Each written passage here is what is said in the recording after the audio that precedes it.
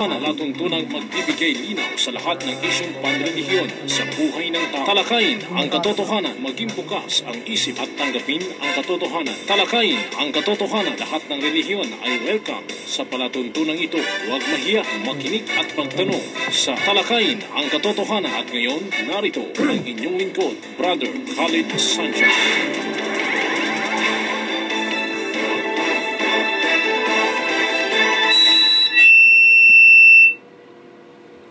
At sa kanilang pagsasabi, aming pinatay ang Mesiyas na si Jesus, ang anak ni Maria, ang sugo ni Allah. Datapwat siya ay hindi nila napatay. Gayon din naman siya ay hindi nila naibayubay sa krus. Datapwat ang nailagay na lalaki ay kawangis ni Jesus. At kanilang napatay ang lalaking ito. Ito o at ang pagkakahidwa rito ay puspos ng alinlangan na ang kaalaman ay walang kaalaman o katiyakan. Wala silang sinusunod maliban sa haka-haka sapagkat katotohanan siya, alalaong baga si Jesus na anak ni Maria ay hindi nila napatay. Quran chapter 4 at ang aya ay 157. Ang bahaging ito ay hatid sa inyo ni Sister Donna Belgari. Bismillahirrahmanirrahim. Qalu subhanaka la ilma lana illa ma 'allamtana innaka antal alimul hakim. Assalamu alaikum sa aking mga kapatid na mga Muslim. Magandang araw po sa mga kababayang mga Kristiyano na nakikinig po sa ating palatuntunan sa oras na ito. At sa muli po, samahan niyo kami sa loob ng isang oras sa pagtalakay po ng mga katanungan na inyo pong ipinadala sa amin. Bago po dyan ay nais kong bigyang daan po muna yung atin pong mga panawagan. Ang atin pong tanggapan, ang Mindanao People Da'wa Association, ay patuloy pa rin sa kanyang pamamahagi ng libreng Islamikong babasahin. Ang atin pong tanggapan ay matatagpuan po sa panulukan ng Ruales at Sinswat Street. Dito po yan sa lungsod ng Cotabato. Bukas po yan tuwing araw po ng Lunes hanggang Biyernes, alas 9 hanggang alas 5 po ng hapon. Ito pong ating pangradyong palantunan, ito po ay maaring makita na rin po sa youtube.com. Ang gagawin nyo po lamang ay i-type or i-search po yung aking pangalan, Khalid Sanchez. Doon po ay inyong makita ang iba't ibang paksa na atin pong tinalakay dito po sa ating palatuntunan sa radyo. At huwag nyo pong kalimutang i-like yung aking Facebook page na www.facebook.com/brokhalid Sanchez, capital letters po yung Bro Khalid Sanchez. At of course, sa mga nais maging bahagi ng ating palantunan, maaari po kayong magpadala po ng mga questions. Ang ating pong hotline ay 0915-50-63652. Ulitin ko po, 0915-50-63652. Isa pa 0915-50-63652. At kasama ko po ang atin pong tagabasa sa oras na ito, si Brother Al-Kaka, na siyang pumalit muna pansamantala kay Sheikh. Okay, brother, take it away. Bigay ko sa iyo ang mic. Okay. A'udzu billahi minasyaitonir rajim. Bismillahirrahmanirrahim. Alhamdulillahi wassalatu wassalamu ala rasulillah wa ala alihi wa sahbihi wa sallam wa man tabi'ahum bi ihsan ila yaumiddin. Ya ayyuhalladhina amanu taqullaha wa qulu qawlan sadida. O kayong nagsisampalataya, pangambahan ninyo si Allah at mangusap kayo ng salita na may karampatang katarungan. Sa ngalan po ng Allah, ang mahabagin at pinaka mapagpatawad, lahat ng papuri ay sa Kanya lamang, no? So, sa lahat po ng nakikinig sa umagang ito, magandang hapon po sa inyong lahat. at sa aking mga kapatid sa pananampalatayang Islam. Nawa po ang kapayapaan ay sumainyo. Well, brother, bago po tayo magsimula sa ating programa, ay nais kong batiin una sa lahat ng aking magulang, si Umi at saka si Abi, at sa aking mga kapatid. Pinabati ko rin ang aking mga kaibigan, no, na ulul albab, at sa aking mga kaibigan na mga babae, sila Samira Pendong Zakaria, Aliyah Pendaliday, si Kim, si Bads, no, at sa faculty po ng BSIE. Magandang hapon po sa inyong lahat at ang kapayapaan po ay sumainyo. Take it away, brother. Okay.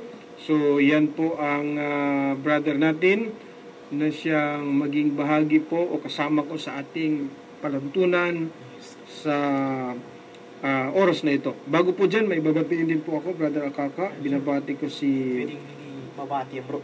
Ha? Hindi pwedeng Oo nga, babatiin natin kasi mga mga avid listeners natin yan, Brother Akaka.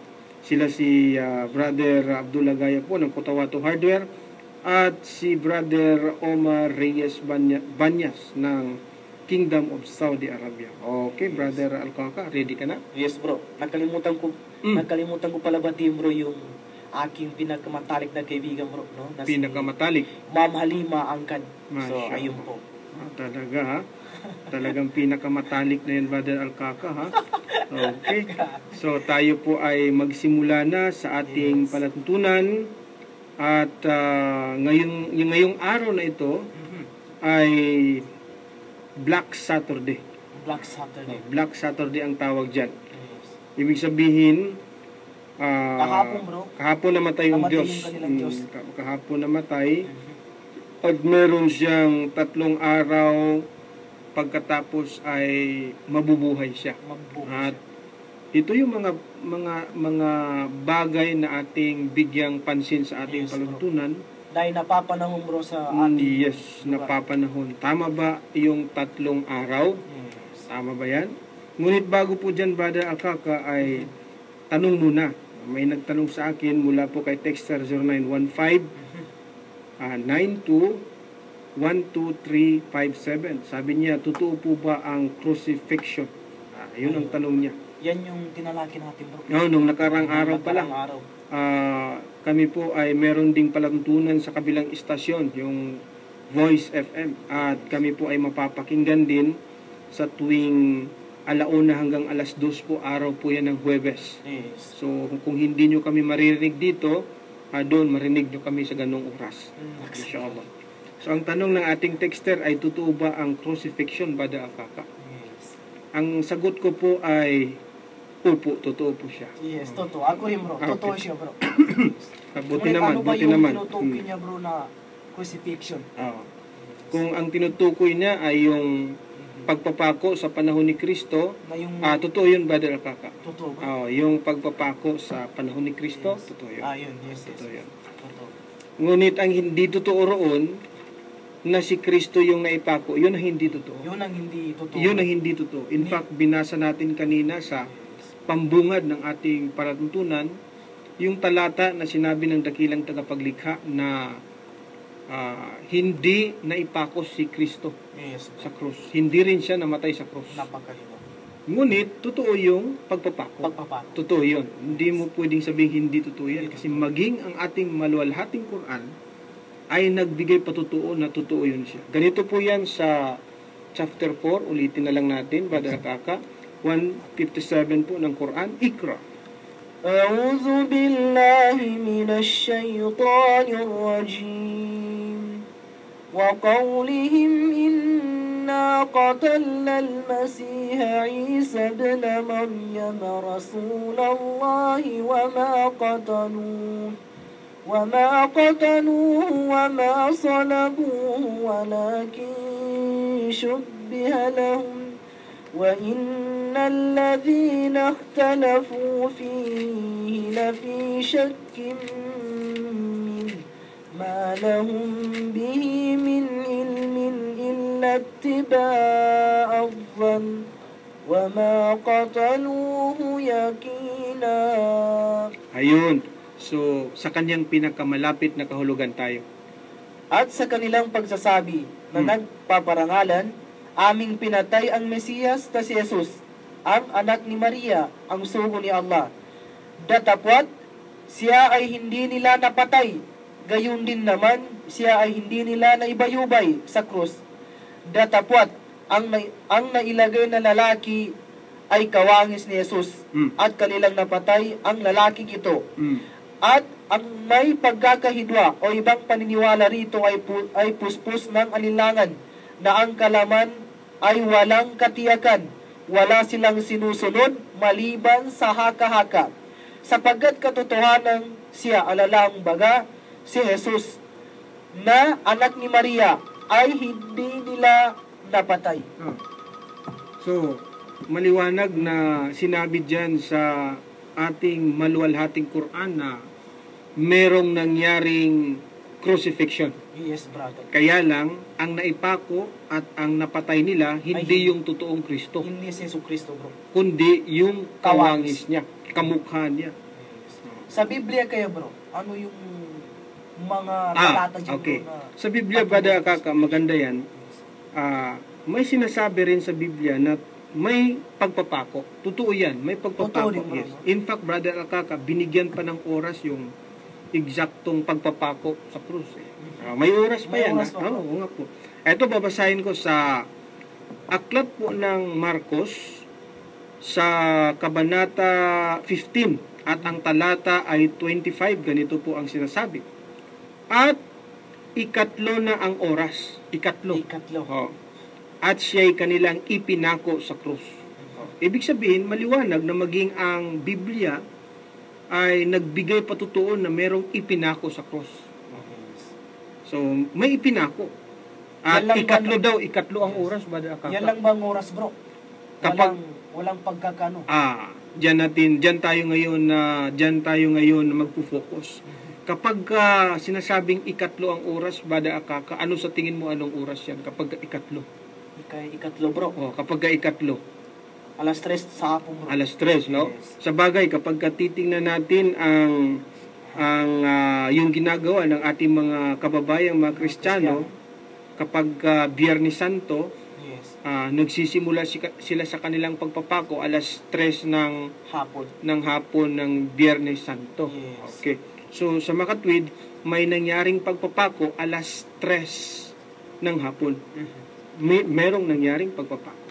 Pero ang problema, Brother Akaka, dahil dito sa Biblia po ng ating mga kababayang mga Kristiyano, ito po ay magandang balita Biblia. Magandang balita. Good news.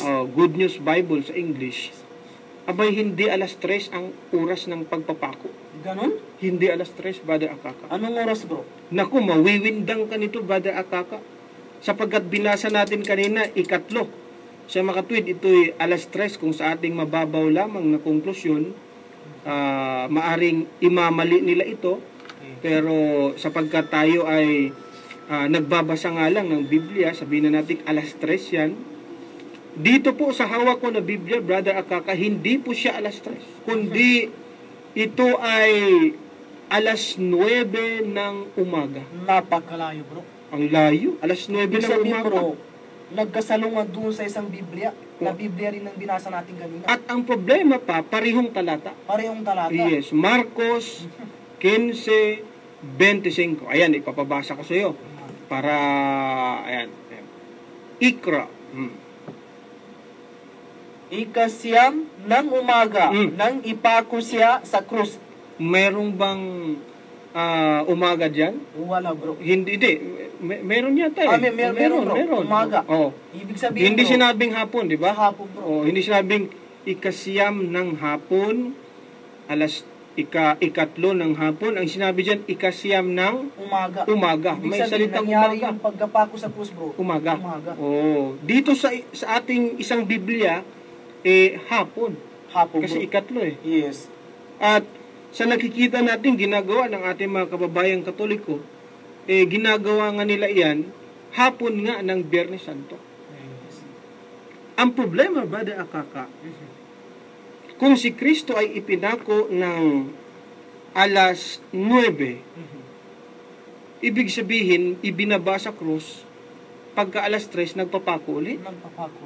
Ang sakit naman nun. 2 beses kang ipapako. Matindi Klaruhin nga nila ito sa ating mga kababayang mga Kristiyano. Ito po ay exposition, para po tayo ay hindi maloko ba? Yes. Kasi matagal na pong panahon na tayo ay niloloko ng ating relihiyon. At sa tingin ko, napapanahon na. Dumating na. Sabi nga nila, that change is coming. Dumating na ang pagbabago. Ito, baguhin natin.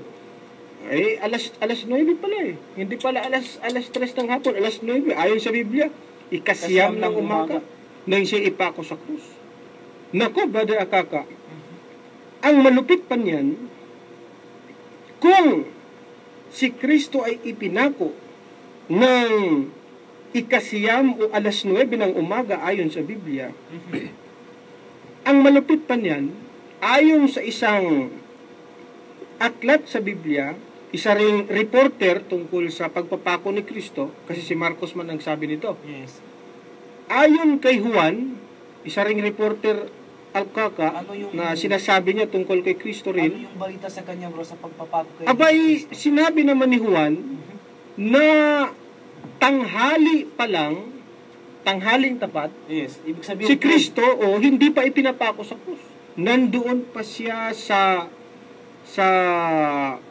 kasama niya pa si Poncio Pilato. Magkasama pa sila ni Poncio Pilato, yung gobernador ng lugar nila that time. Hindi pa siya ipinapako. Nililitis pa lang siya kasama si Poncio Pilato. By that time, ang oras ay alas 12 ng tanghali. Kung ipinako siya ng alas 9 ng umaga, ayon dito sa Biblia, Yes. anong ginagawa niya doon alas 12? Alas 12. Tama. Di ba? Basahin natin sa Juan 19 at ang talata ay 14. Ganito po ang sinasabi. Ikra. Araw noon ng paghahanda sa Paskwa at mag-aalas 12 na ng tanghali, sinabi ni Pilato sa mga Hudyo, narito ang inyong hari.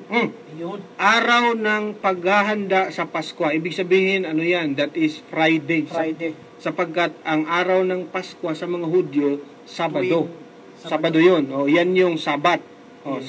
Sabado yan. So, araw ng paghahanda, kapag araw ng paghahanda para sa Pasko, that is Friday. Alas 12, di ba? Yes, alas 12. 12, May tanghali, wala. Meron, bro, meron. Ulitin mo, Brother Akaka. Mag-alas 12 na ng tanghali. Yun. Mag-aalas 12 na ng tanghali, si Kristo nandoon pa kay Poncio Pilato, nililitis pa siya. Yes. Kung siya ba'y guilty o Ibig hindi sabihin, guilty. bro, hindi pa siya pinako nung siyam ng umaga. Ano ito? Problema ito dahil sa Marcos 15 ang talata 25, ikasiyam ng umaga, ipinako siya sa krus. Araw din yan ng Biyernes. Ipinako siya ikasiyam ng umaga, ipinako siya. Sinabi, okay sana kung sinabi lang ikasiyam. At least pwede pang ilulusot na ikasiyam, pero sa hapon nangyari. Ang problema, sinabi doon, ikasiyam, dinagdagan ng umaga. Ikasiyam ng umaga. Diba? Ikasiyam ng umaga, ipinako si Kristo. Anong ginagawa? Baka multo yung alas 12. Baka multo ni Kristo yan. Yes. Ang problema ngayon, bro, yung sa sunod na talata nito, dito natin malaman kung naipako ba si Jesucristo o ipapako pa lang. Ayun. Yes. So, yung nagtanong po kung meron bang nangyaring pagpapako, meron. Nagkukontrahan pa nga yung mga oras eh. Meron. Bro, sabi dito, nung sabihin ni Pilato, bro, sa mga Hudyo, narito ang inyong hari, sumigaw sila, yung mga Hudyo. Patayin siya, ipako sa krus. Ibig sabihin, bro, hindi pa naipako. Hindi pa nangyari yung pagkapako sa kanya. Hindi pa nangyari kasi nililitis pa nga lang. Grabe. Kaya nga, questionable itong sinabi ni Marcos sa Marcos 15:25 na ipinako si Kristo alas 9 ng umaga. At ngayon, sa ating mga kababayan, mga Katoliko, bilang pag-re-replay nila, ano ba yan? Reenact sa pagpapako sa krus, ginagawa nila yan alas 3 ng hapon. Anong ginagawa nyo sa alas 3? Sabi sa Biblia, alas 9 ng umaga yan. Diba? Napakalaking contradiction ito. Yes, bro, contradiction. Ito ay maliwanag na pambubola nila sa tao. Kaya po, no, hindi po kami naniniwala na si Kristo yung naipako sa krus. Merong nangyaring pagpapako. Yes. Pero yung ipinako sa krus, yung hindi yung totoong Kristo. Kamukha niya lang yun. Yes. At ang aral na ito ay puno ng pag-aalinlangan. Talagang haka-haka, chismis, no? Yun po ang sagot namin sa nagtanong. Isa pang tanong, Brother Akaka, 0916-98-11312. Ang Diyos po ba ay namamatay? Nako! Napakagandang tanong ito. Yes. Ang Diyos daw po ba ay namamatay? Siguro dahil sa naririnig niya or alam niya siguro na kapag Semana Santa, Brother Akaka, Yes. ang Diyos ng ating mga kababayan mga Kristiyano ay Nagaganap yung patay. patay siya, namatay, no? Namatay ang Diyos. Alam mo, ang masasabi ko lang dyan is kapag ka ang Diyos ay namatay, Brother Akaka, inna lillahi wa inna ilayhi raji'un. Ano ibig sabihin nun, Brother Akaka? Grabe yan. Oh, patay, di ba? Matindi, bro. Eh, namatay eh. Tama. Ibig sabihin, bro, may Diyos pa siya. Kung namatay ang Diyos, ano ba ang ating sinasabi kung may namamatay? Inna lillahi wa inna ilayhi raji'un. Oh. Pero ang tanong niya, Brother Akaka, totoo bang ang Diyos ay namamatay? Yung tunay na Diyos. Bago tayo dadako sa Biblia, dito muna tayo sa ating maluwalhating Quran. Ang totoo po niyan, yung tunay po na Diyos, siya po ang nagbibigay ng buhay at kamatayan. Yes. Tama. Ha? Siya ang nagbibigay ng buhay at kamatayan. Pasok ka dito, Brad, para mas marinig mo yung ano namin sinasabi. Dito ka sa loob para mas marinig mo yun. Marinig mo, bro. Ha? Ganun ba? Maganda rin yung mga background ng mga pogi na mga ano ba, no? Grabe ka talaga. Ang Diyos, Brother Akaka, siya ang nagbibigay ng buhay at kamatayan. Yes. Tama. Ganito po sa chapter 10 at ang aya ay 56, Iqra. أعوذ بالله من الشيطان الرجيم هو يحيي ويميت وإليه ترجعون. Sa kanyang pinakamalapit na kahulugan, Siya ang tanging nagkakaloob ng buhay at naggagawad ng kamatayan. At kayong lahat sa Kanya ay magbabalik. isa sa mga papel ng tunay na Katangian Diyos niya, bro. o katangian niya, siyang nagbibigay ng buhay at nagbibigay rin siya ng kamatayan. Kung ikaw ang nagbibigay, Brother, ng kamatayan, ibibigay mo kaya sa sarili mo yung kamatayan? Yes. Hindi, bro. Hindi. Hindi ka talaga papayag. Ikaw nga yung nagbibigay ng kamatayan mo.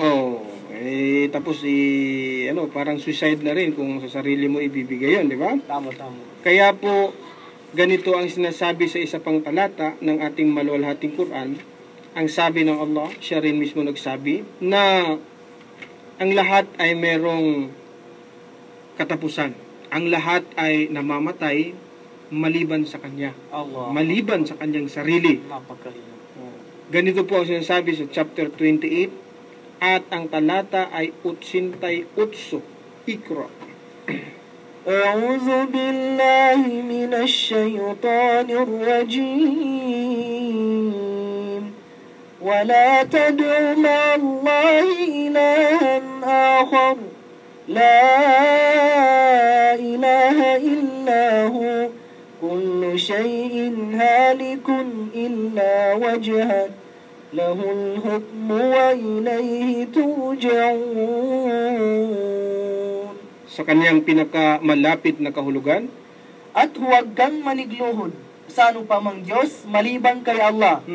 La ilaha illa huwa. Wala nang iba pang Diyos na karapat-dapat pag-ukulan ng pagsamba maliban sa Kanya. Ang lahat ng bagay ay maglalaho maliban sa Kanyang mukha o sarili. Sa Kanya ang lahat ng pagpapasya at sa Kanya magbabalik ang lahat. ang lahat daw ng bagay ay maglalaho maliban sa kanya. Maliban sa kanya. Sa makatwid tayong lahat, Brother Akaka, tayo ay mamamatay, pero ang Diyos hindi po siya mamamatay. Bro. Bakit Yes, bro. hindi siya mamamatay, Brother Akaka? Ayun, napakaganda. Bakit hindi siya mamamatay? Yes. Ang pasagutin natin yung ating Quran. Yes. Diyan tayo hindi maligo, bro. Opo, ito ang sasagot muli. Ito po ang kasagutan sa chapter 2 at ang aya ay 255. Alam ko, kahit napipikitan mo yan, kayang-kaya mong basahin yan, Brother Akaka, na nakapikit ang mata. Ikra. أعوذ بالله من الشيطان الرجيم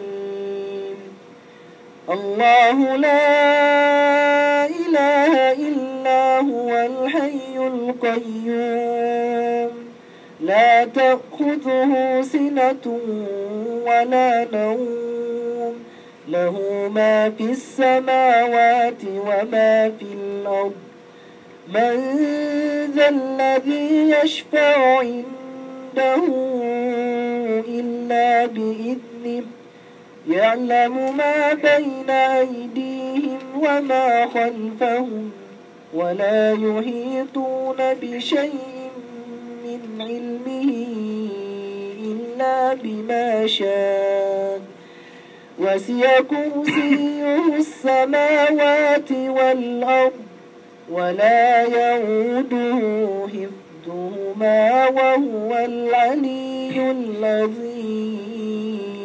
Sa kanyang pinakamalapit na kahulugan, si Allah, wala nang iba pang Diyos na karapat-dapat pagkukulan ng pagsamba maliban sa Kanya.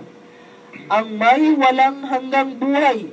May walang hanggang buhay. Yun ang rason kung bakit hindi siya mamamatay, Brother Akaka. Yes. Dahil walang hanggang buhay. Meron siyang everlasting life. Meron siyang walang hanggang buhay. Kung ikaw ba naman, bibigyan ka ng walang hanggang buhay, mamamatay ka pa ba? Hindi ka na mamamatay, bro. Hindi na. Paano pa sinabi na walang hanggang buhay? Kung mamamatay din. Mamamatay ka rin naman. Oo. Kaya po ang dakilang tagapaglikha na si Allah, siya po ang tunay na Diyos. Hindi po yan si Jesus Christ, iba po yung si Jesus Christ, no? Siya po ay hindi namamatay. Meron siyang walang hanggang buhay. Unlike po sa itinuturo ng ating mga Katoliko na mga mangangaral, mga Protestante, no, sa relihiyong Kristyanismo. Kaya dito ako naawa sa ating mga kababayan, mga Kristiyano, Brother Akaka. Actually, hindi naman ako galit sa mga kababayan natin, mga Kristiyano. Naaawa ako sa kanila, Brother Akaka, katulad ng pagkaawa ko sa aking sarili nung ako'y dating Kristiyano pa. Yes, bro. Sapagkat itong mga mangangaral sa relihiyong Kristyanismo, niluloko nila yung kanilang mga miyembro. Ito po, prangkahan. Huwag po kayong bahala na kung magalit kayo sa akin. Ang mahalaga na sabi ko sa inyo kung ano yung totoo. Ito siya, makatulong ito sa kanila. No? Bahala na magalit yung ating mga kababayan, mga Kristiyano sa akin. Pagdating ng panahon, maisip nyo rin na tama rin pala siya. No? Ang totoo po niyan, matagal na tayo niluloko ng ating mga mangangaral sa relihiyong Kristyanismo. Abay, itinuturo na ang Diyos ay namatay. Itinuturo na ang Diyos ay naging tao. Itinuturo na ang Diyos ay muling nabuhay. O kung muling nabuhay ang Diyos, sinong bumuhay sa Kanya bilang Diyos? Diba? Simpleng logic po. Kung namatay ang Diyos, muling nabuhay siya, sinong bumuhay sa Kanya? Diba? Yes. Kung siya'y tunay na Diyos, bakit siya namatay? Yan, panluloko yan eh. Gagamitan mo lang po ng konting common sense at madidetect mo. Kahit di mo gagamitan ng metal detector, madidetect mo, Brother Akaka, niluloko ka ng relihiyon mo. Sa bagay, sa kabilang banda, hindi rin natin masisisi kung merong batayan yung preacher, yung mangangaral. Dahil nga may babasa sa Biblia na yung Diyos ay talagang namatay. Mabasa rin kasi sa Biblia na yung Diyos namatay. Brother Akaka. Babasahin ko. Ito. Kaya minsan, hindi natin masisi yung mga mangangaral kasi nga, binasa niya sa Biblia Ng Diyos na ay ang Diyos ay namatay. namatay. Ito po, namatay. Si Kristo namatay. Diyos daw si Kristo, namatay siya. Ito po ang sinasabi sa Lucas 23 at ang talata po ay 46. At si Jesus na sumigaw ng malakas na tinig ay nagsabi, Ama! Malakas Dapat laksan natin, Ama!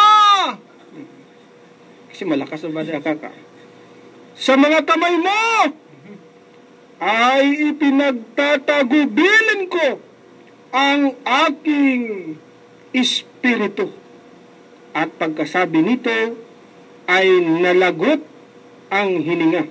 Namatay. After nung nasabi yung, Ama!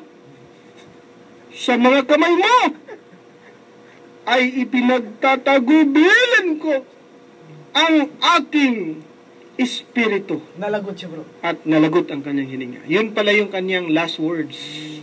Sabi ni Lucas, yun yung kanyang huling mga pananalita pagkatapos na sinabi ito ay namatay ang Diyos. Ayon kay Lucas. Ayon kay Lucas. Ang problema, Brother Akaka, ayon naman kay Juan, hindi yun ang mga huling pananalita ni Kristo bago siya namatay.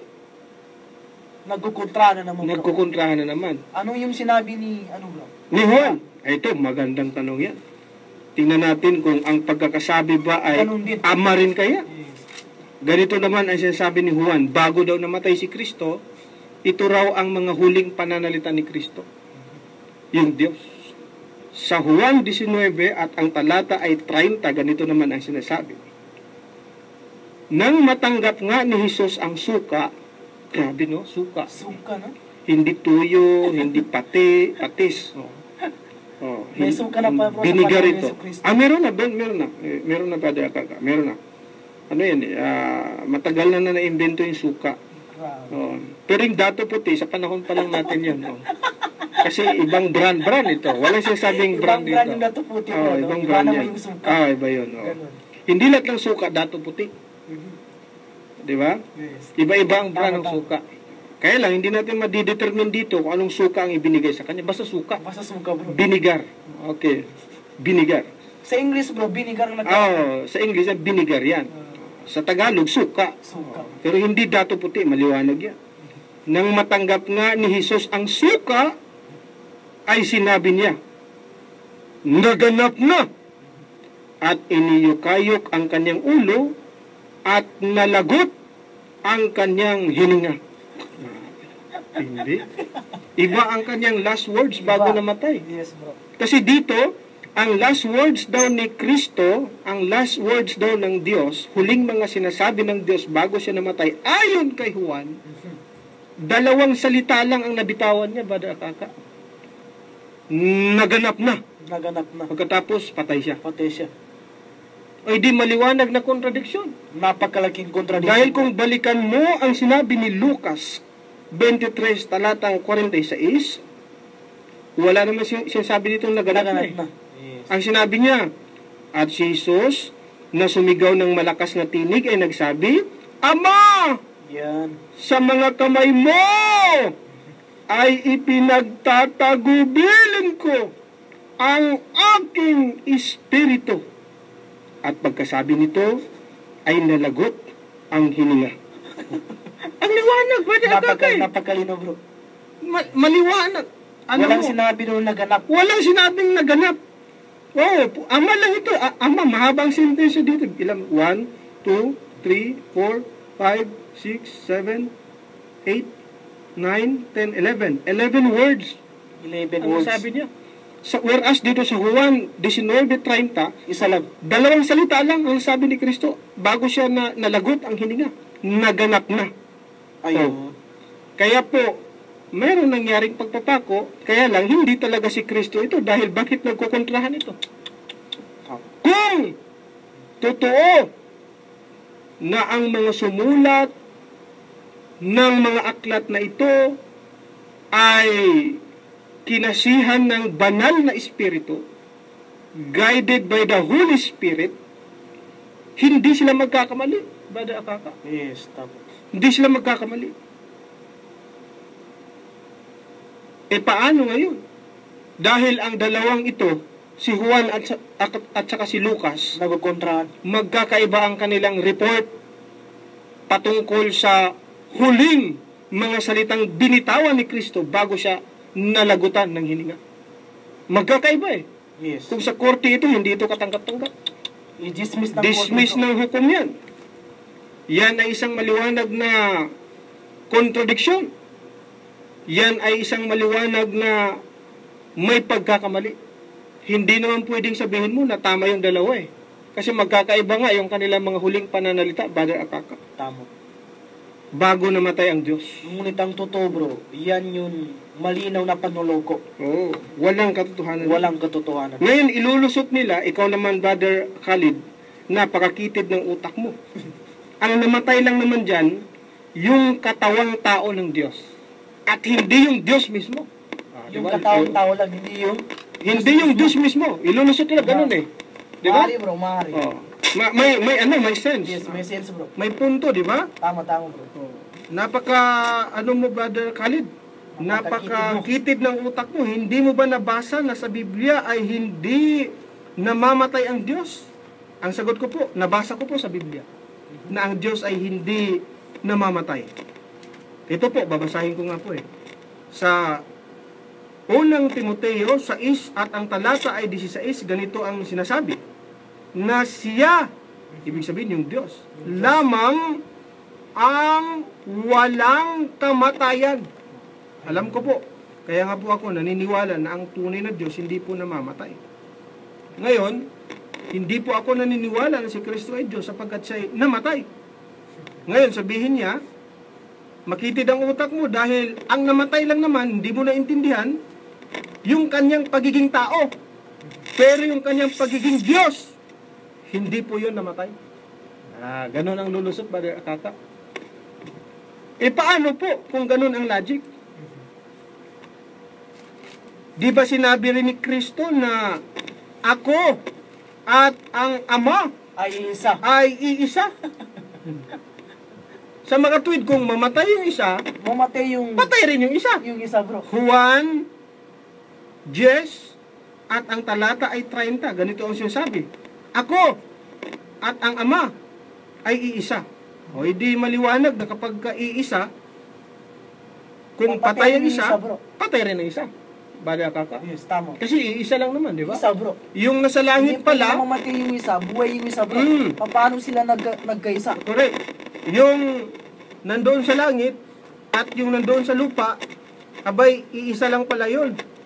Kaya nga minsan nagtataka ako, bakit siya tumingala sa langit at tinawag niya, Ama! Bakit pa niya tinawag na Ama kung siya rin pala yun? Kasi iisa nga lang. Di ba ito yung maliwanag na magulong aral? Napakagulo. Hindi nga talaga maliwanag, magulo talaga, malabo na aral.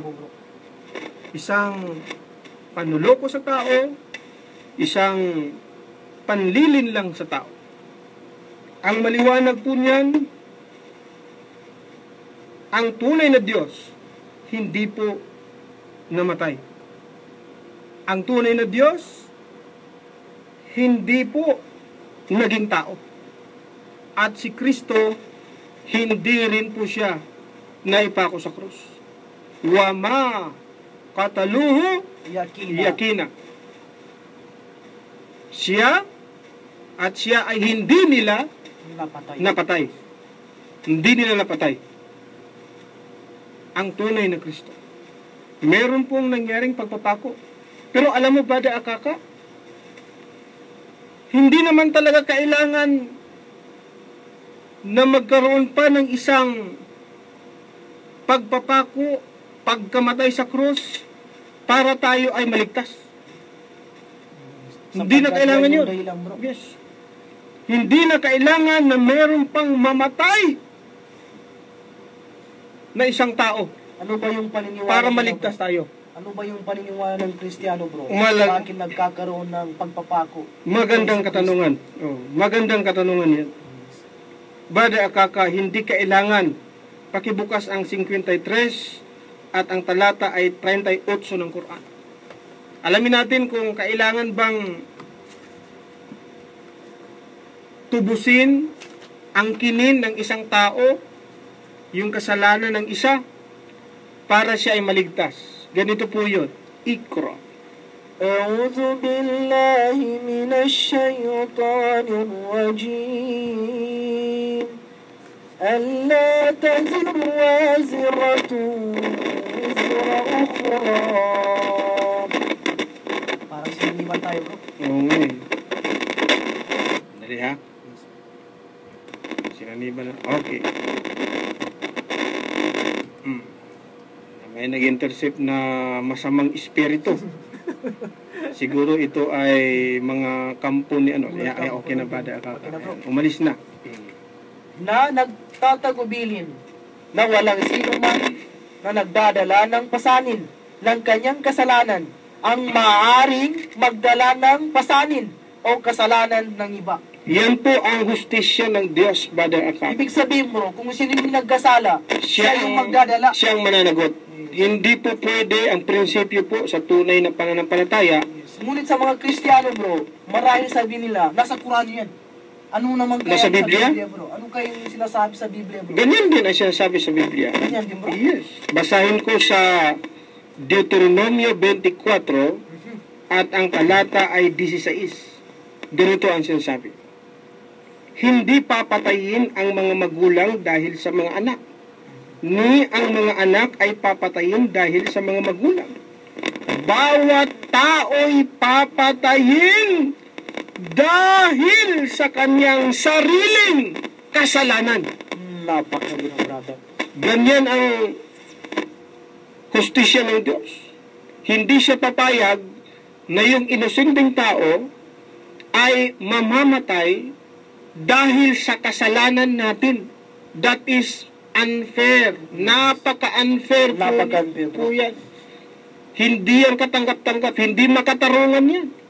Hindi makatarungan na si Kristo ay papatayin tapos tayo ng mga makasalanan Papatawarin. ililigtas. Ililigtas. Anong klaseng prinsipyo yan? Tapos sabihin niya na itong bugtong ko na anak, pinakamamahal ko na anak, ipapatay niya doon sa mga makasalanang tao. Aba, kung yun po ang prinsip, kung yun po ang tunay na nangyari, abay dapat pala magpasalamat tayo sa mga pumatay kay Kristo. Dahil kung hindi nila pinatay si Kristo, wala tayong kasalanan. Wala tayong kaligtasan, bro. Magpasalamat pala tayo kay Judas Iscariote. Dahil kung hindi niya pinagtaksilan ang kanyang guro, hindi siya mahuli. Magpasalamat pala tayo sa mga kalaban ni Kristo. Dahil kung hindi nila ito pinatay, abay wala tayong kasalanan. Pero, hindi ganun ang prinsipyo ng Diyos, bro. Diyos, Brother Tunay na Akaka. Diyos. Kung sino ang may kasalanan, siya ang mananagot. Siya ang mananagot. Dahil walang silbi naman, Brother Akaka, ang pagkamatay ng isang tao kung ang mga makasalanan hindi sila magbabago. Ngayon, kahit na walang nagpakamatay sa krus, kung ang tao ay magbago, maghanap sa tunay na Diyos, that makes sense. Yun ang may sense, bro. May sense yun. Alam mo, matagal din sa buhay ko bilang isang Kristiyano noon na pinag-isipan ito eh. At na-realize ko nga na iuntog ang aking sarili sa pader para maintindihan ko ang mga bagay na ito, mga prinsipyong ito. Pero hindi na kailangang iuntog niyo yung mga ulo niyo sa pader, Brother Akaka, para maintindihan niyo ito. Simple lang ito. No? Simple lang po. Huwag po kayong maniwala sa mga sinasabi nila na ang Diyos ay nagkatawang tao, namuhay sa atin, kasama natin, namatay sa krus para sa ating mga kasalanan. Hindi po niya kailangan yun. Hindi niya po kailangan yun. Ang kailangan lang ng Diyos, in fact, wala siyang kailangan sa atin. Tayo ang nangangailangan sa Diyos. Tayo ang nangangailangan sa Kanya. Kaya nga po, nalulungkot kami masyado dahil marami po sa ating mga kababayan, mga Kristiyano, ang nailigaw ng mga mangangaral sa relihiyong Kristyanismo. Nailigaw eh. Kasama na ako noon sa nailigaw nila. Dahil minsan ay naniwala ako sa aral na yan. Pero hindi pala totoo yan. Malaking kasinungalingan na paniwalaan mo na si Kristo ay namatay sa krus at muling nabuhay. Pagkatapos ng 3 araw at 3 gabi. Yun kasi ang sinasabi Brother Akaka sa Mateo na si Kristo ay mamamatay sa loob ng 3 araw at 3 gabi pagkatapos siya ay muling mabuhay. Alam mo, palpak din ito. Ayan. Bibilangin na natin kung pasok ba siya sa 3 days and 3 nights, Brother Akaka? Yes. Mateo 12 at ang talata ay 39 hanggang 40 po yan. Ganito ang sinasabi. Datapwat siya'y sumagot at sinabi sa kanila, isang lahing masama at mapangalon niya ay humahanap ng isang tanda at hindi siya bibigyan ng anumang tanda kundi ng tanda ng propeta Jonas. 40. Sapagkat kung paanong si Jonas ay napasatiyan ng isang balyena na 3 araw at 3 gabi, 3 days and 3 nights, ay gayon din mapapasa ilalim ng lupa na 3 araw at 3 gabi ang anak ng tao, si Kristo. Si Kristo. Anak ng tao, no? Hindi anak ng Diyos. Hindi anak ng Diyos. 3 days and 3 nights. Eh kung si Kristo ay nalagutan ng hininga, bibilangin natin Brother Akaka kung pasok ba yung 3 days and 3 nights. Ito po. Anong oras siya nalagutan ng hininga ayon sa Biblia? Binasa natin kanina yung Lucas 23:26. Pagpalagay natin alas 3 ng hapon ng Biyernes.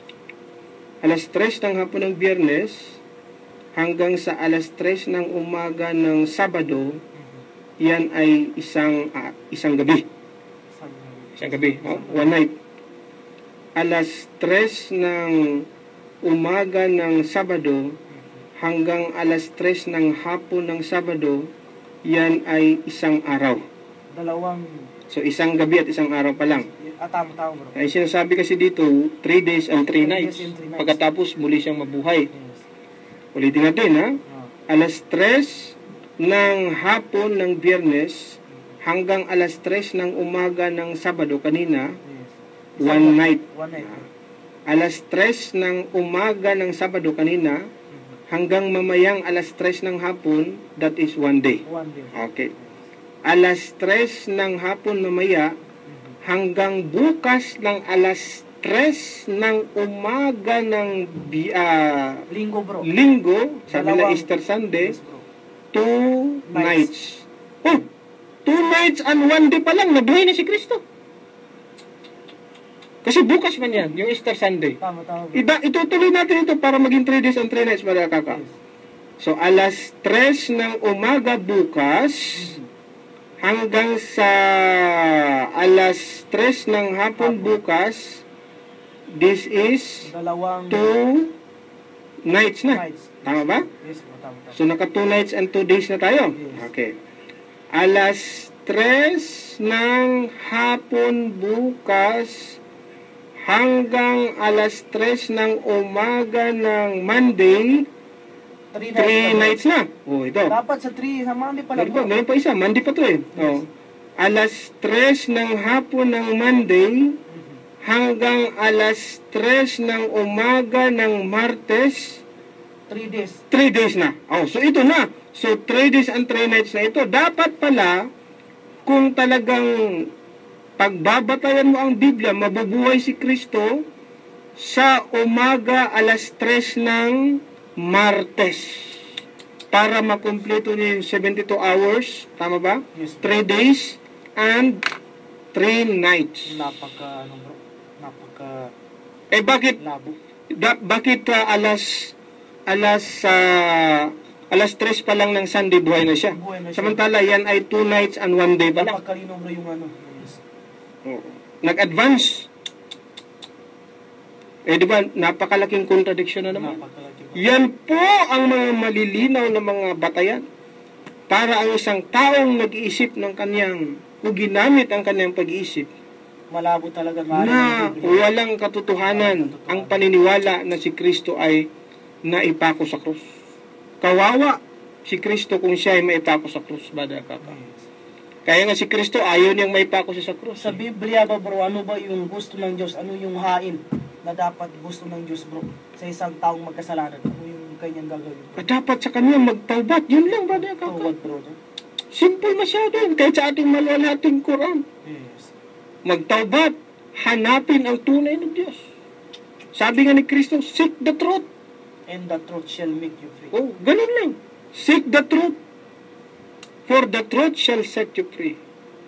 Kasi alam ni Kristo, sila ay nasa false. Siyempre, yung opposite ng truth, false. Yes. Kasi kung sila ay nasa truth, hindi sabihin ni Kristo na seek the truth. Kung kayo ay nasa truth na. Tama. Bakit pa ipapahanap yung truth kung ikaw nasa truth na? Nasa tama din mo. Oo, di ba? Sabi ni Kristo, hanapin ninyo ang katotohanan. Ibig sabihin, wala sila sa katotohanan. Yes. Brother Kaka, pinapahanap ni Kristo eh. Ganun lang kasimple po mga kababayan. Allah. Itong programa namin, hindi po namin ito inumpisahan para po kayo ay batikusin. In fact, ito po ay binuksan namin dahil sa aming awa, sa aming mga kababayan, mga Kristiyanong patuloy na niluloko ng mga mangangaral sa reliyong Kristyanismo. Niluloko nila. Tangkahan lang po ang pagsasabi namin, wala po itong pakibikinig dahil baka isipin nila Brother Kaka, mga politiko tayo. Yes. Politiko lang kasi ang masarap magsalita na ayaw saktan yung mga taong nakikinig sa kanya. Sa amin po, kahit po masakit sa inyo, sasabihin po namin dahil ito rin po ang nakakabuti. So long as meron po kaming batayan sa aming mga pinagsasabi. Allah. Sa kanyo po kami batikusin at balikan nyo kami kapag wala po kaming batayan sa aming mga sinasabi. Barilin nyo kami kung wala kaming batayan sa aming mga sinasabi. Sapagkat yun ay maliwanag na panluloko sa inyo kapag wala po kaming batayan. Pero andito po yung lahat ng mga batayan namin. Pinipresent namin sa inyo ito upang makatulong sa inyo. Makatulong sa inyo. Kanina, sinimulan natin, Brother Akaka, iniisa-isa natin yung oras ng pagpapako. Mali na. Mali na bro. Huling mga salita bago namatay ang Diyos. May naganap, Nagkaiba. alas 3. Yes. May naganap, ikasyan ng Correct. umaga. May naganap naman bro, alas 12 ng tanghali. Oh. Ayan, balikan natin yung Mateo 12:39 hanggang 40. Sabi ni Kristo, kung papaanong si Jonas ay nasa ilalim ng tiyan ng isda sa loob ng 3 araw at 3 gabi, sabi ni Kristo, ganon din ako 3 days and 3 nights. Uy, alamin natin pala ano palang nangyari kay Jonas. Sa ating maluwalhating Quran, alamin natin anong nangyari kay Jonas, Brother Akaka. Nasa Quran yan eh. Sa chapter 21 ng ating maluwalhating Quran at ang aya ay 87. 87. Ganito po ang sinasabi. Ikra. أعوذ بالله من الشيطان الرجيم وذا النون إذ ذهب مغاضبا فظن أن لن نقدر عليه فنادى في الظلمات أن لا إله إلا أنت سبحانك إني كنت من الظالمين. Sa kanyang pinakamalapit na kahulugan, at alalahanin si Dhunnun, Jonah, nang siya ay lumisan na napupuot, na nag-akala na siya ay hindi namin susubukan sa mga kapahamakan na mangyari sa kanya. Kaya siya ay nanambitan sa mga oras ng kadiliman, alalang baga, sa kalaliman ng gabi, sa kadiliman ng ilalim ng dagat, at sa kadiliman ng loob ng isang isda Allahu na Akbar. nagsasabi, La ilaha illa anta, wala nang iba pang Diyos na karapat-dapat pagpupulan ng pagsamba maliban sa inyo. Higit kayong maluwalhati sa lahat ng gayong kasamaan na kanilang itinatambal sa inyo. Katotohanan ako ay nagkagawa ng kamalian. Ibig sabihin bro, siya ay napasailalim yung maging ang ating maluwalhating Quran ay nagbigay patotoo na si Jonas ay na-experience niya yung siya ay nasa kinain ng isda. Ay hindi nilunok ng isda. Iba yung kinain kasi kung kinain pati talaga bro. Maano ka nun, mag-grind ka, maggagaling ka, di ba? Doon sa ngipin pa lang niya, wala ka na, di ba? So kung lulunokin lang, maaring hindi siya tinamaan ng mga ngipin siguro, no? Yes, Kasi nilunok lang hindi naman kinain. At saka malaking isda siya bro, hindi siya masaktan. Oo. Ng isda. Grabe kadilim nun kasi isipin mo, nasa ilalim siya ng karagatan, napakadilim na nun, di ba? Tapos nasa ilalim pa siya ng tiyan ng isda, sobrang dilim yun, Brother Akaka. Siguro yung kamay mo hindi mo makita, no? Sobrang dilim. Kaya dahil helpless si Jonas, ang tanging nagawa na lang niya ay tawagin ang dakilang tagapaglikha habang siya ay nasa ilalim ng karagatan na nasa ilalim ng tiyan ng isda. Siguro ipinasyal-pasyal pa ito ng isda doon sa Pacific Ocean, no? Dumaan sa Indian Ocean, dumaan sa Philippine Deep. Grabe ka bro. Kasi ganyan di ba? Yung isda, alam mo naman yung isda, namamasyal talaga yan. Namamasyal talaga yan. So mula doon saan ba yun? Sa may Nineveh ba yun? Inikot niya pinasyal-pasyal siya ng isda. Sa loob ng ilang araw yun, paikot-ikot sila sa buong mundo, ha? Pinasyal-pasyal siya doon sa kailaliman ng dagat. Tinawag niya si Allah. Dahil siya ay natakot na. Yes, bro. Maging sa Biblia, Brother Akaka, sinasabi rin na siya ay nilamon siya ng malaking isda. Maging sa Biblia. Opo. Meron po ditong aklat ng Jonas, sa Biblia po yan, sa Lumang Tipan po yan, ilang chapter lang ito 1, 2, 3, 4. 4 na chapter lang itong aklat ng Jonas sa Biblia. At dito sinasabi rin na si Jonas nga ay nilamon ng isda. Sa aklat ng Jonas, Kapitulo 1 at ang talata ay 17, ganito po ang sinasabi. At inihanda ng Panginoon ang isang malaking isda upang lamunin si Jonas. At si Jonas ay napasatiyan ng isda na 3 araw at 3 gabi. Tugma doon sa sinasabi ni Kristo sa Mateo 12:39 hanggang 40 na kung paano si Jonas ay nasa ilalim ng tiyan ng isda sa loob ng 3 araw at 3 gabi, sabi ni Kristo, ay gayon din ako. Matindi. Ngayon, ang tanong, Brother Akaka, ito yan. Nung si Jonas ba ay nasa ilalim ng tiyan ng isda, ayon sa Biblia, 3 araw at 3 gabi, namatay ba siya bro? Siya ba ay patay? Yes. O siya ba ay buhay? Tanong mo sa mga Hudyo, sabihin ng mga Hudyo, buhay siya. Buhay siya bro. Itanong mo sa aming mga Muslim, sasabihin namin, buhay si Jonas. Itanong mo sa mga Kristiyano, sabihin din ng mga Kristiyano, buhay si Jonas. Ano bang sabi ni Kristo? Kung paano si Jonas ay nasa ilalim ng isda, sa tiyan ng isda, sabi ni Kristo, ganoon din ako. Ibig sabihin bro, hindi siya namatay bro. Buhay dapat si Kristo. Yun ang tanda, sabi ni Kristo na ibinigay niya.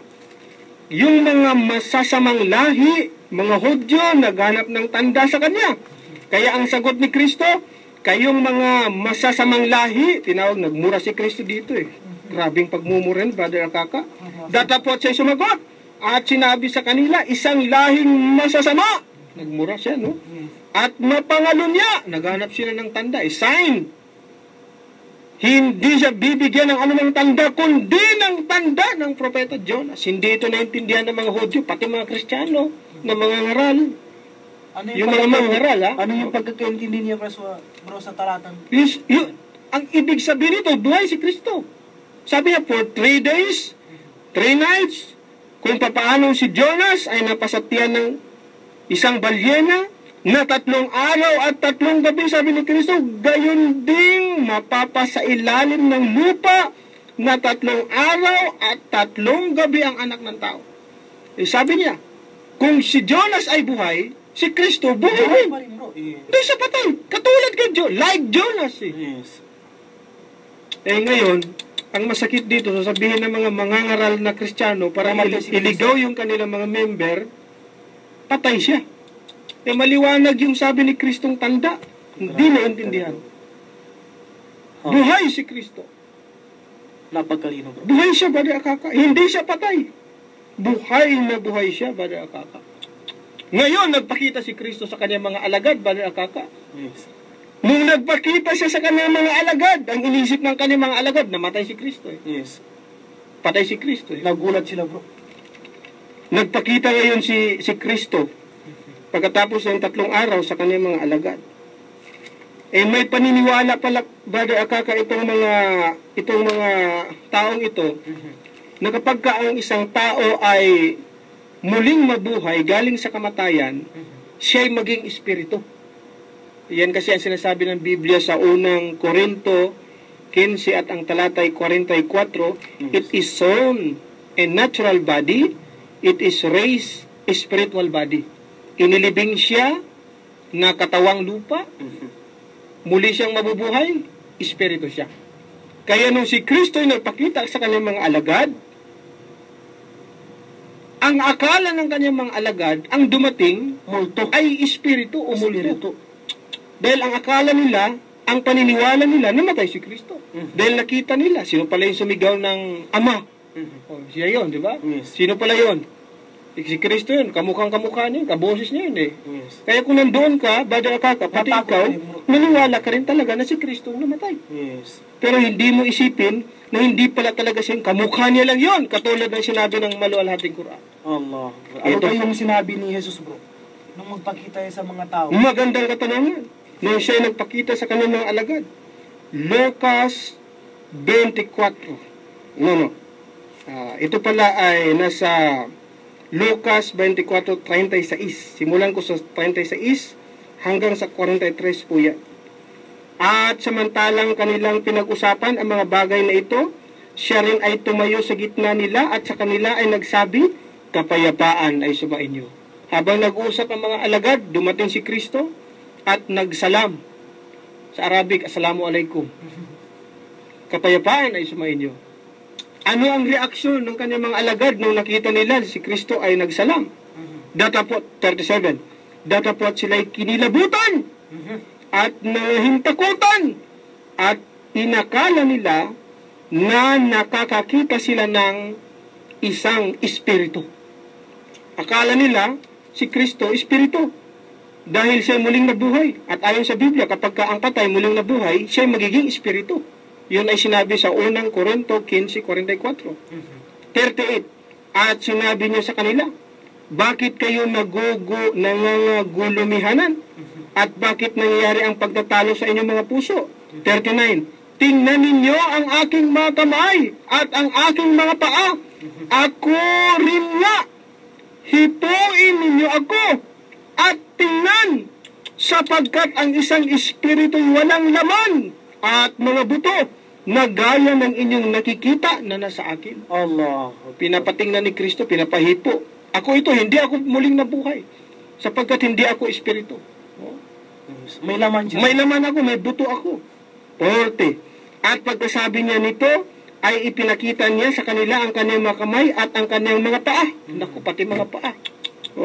Tingnan mo. Kung nandun ako, Brother Akaka, isa ako sa mga unang mag-inspeksyon. Ako rin. Lahat-lahat. Pati likod niya. Talagang halongkatin ko. Lahat ng parte ng katawan niya, bro. Para panigurado. To be sure na siya hindi espiritu. Siya hindi espiritu at hindi multo. Siya talaga. 41. At samantalang hindi pa sila nagsisampalataya dahil sa galak at nagsisipang gilalas, ay sinabi niya sa kanila, mayroon baga kayo rito anumang makakain? Gulat na gulat sila ngayon. Kung espiritu si Kristo, Hindi siya kakain, bro. hindi yan kakain, hindi yan maghanap ng pagkain. Ngayon, kumain ba siya, bro? Ito ang sagot, Brother Akaka. 42. At binigyan nila siya ng isang putol na isdang inihaw. Hindi ito. Isda pa naman na inihaw. Hindi luto. Correct. Hindi lechon baboy ang ibinigay sa kanya. Kasi alam nila si Kristo, Muslim, hindi kumakain ng baboy yun. Yes. Kung baboy ang ibinigay sa kanya, hindi talaga kakain yun. Kahit na hindi siya espiritu, Brother Akaka. Yes. Oo. Ang binigay sa kanya isda.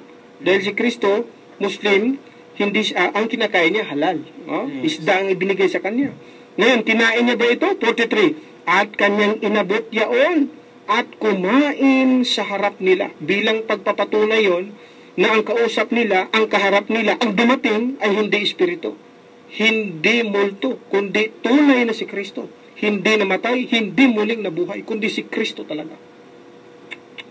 Kaya pala, maging ang mga anghel ay nagbigay patotoo, Brother Akaka, na si Kristo ay buhay.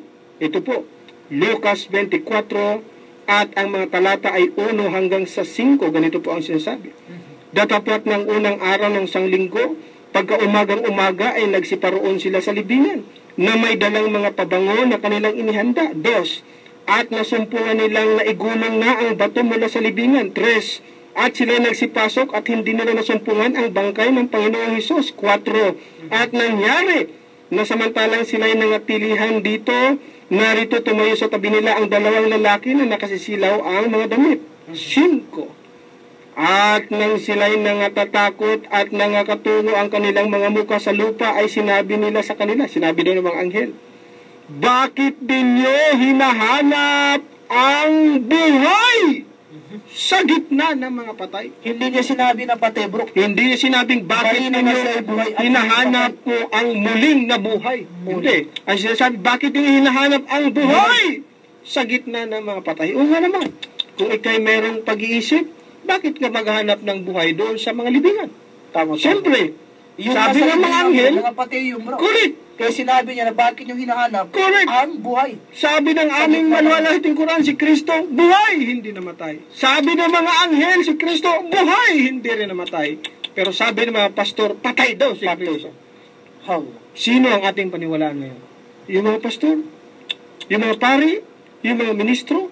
Na niluloko lamang yung ating mga member? Pinagkikitaan lamang? Kinukolektahan ng kung ano-anong mga abuloy na hindi dapat singilin sa kanila yan? Allahu Akbar. Allah. Kami na po mismo nagsasabi sa inyo, itigil nyo na po ang paniniwala sa ganyang paniniwala. Ang totoong paniniwala po, si Kristo ay hindi na ipako sa krus, hindi namatay sa krus, kundi iba ang naipako doon at hindi yung totoong Kristo. Siya po ay iniakyat sa langit na buhay. Kinakanta pa nga yan sa simbahan ng aming relihiyon noon. Jesus is alive. Jesus is alive. Si Kristo daw ay buhay. Hindi sinabing si Jesus ay muling nabuhay. Siya ay alive. At hanggang ngayon, buhay siya. Babalik pa siya sa huling mga araw upang tapusin ang kanyang hindi natapos na misyon. Nawa po itong aming palatuntunan ay makatulong po sa inyo. Ako na magpapaalam, Brother Akaka. Kung meron po akong nasabi po na masakit, at alam ko po, meron talaga, masakit po ito. Kahit sinong Kristiyano ang makarinig po sa akin, talagang masasaktan, Brother Akaka. Yes. Ako po ay humihingi po ng patawad. Hindi ko po layunin na kayo po ay aming kutsain po. Ang amin po ay ang maiparating sa inyo ang tamang aral.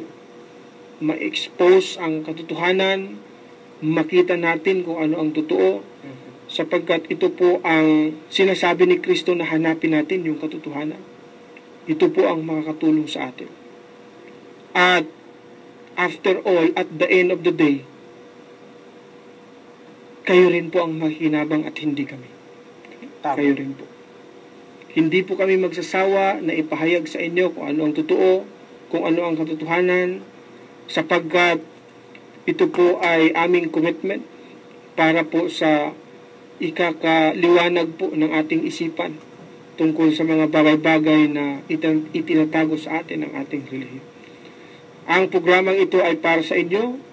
Ang programang ito ay hindi pambabatikos. Ito po ay pagmamahal namin sa inyo, mga kababayan. Allahu Akbar. Nawa po mapatawad ninyo kung sakaling may mga masasakit na katotohanan na marinig niyo sa amin. Humihingi po ako ng patawad. Ngunit wala na po kaming oras. Kami po ay pansamantala munang magpapaalam. At hindi po kami magsasawa. Paulit-ulit po namin kayo ay aming anayahan sa matuwid na pananampalataya, sa matuwid na relihiyon. Walang iba kundi ang Islam. Upang sa ganun, tayo po ay magkaroon ng kaligtasan sa pagkilala, sa pagsamba natin sa nag-iisa at tunay na Diyos na si Allah. Hanggang dito na lamang.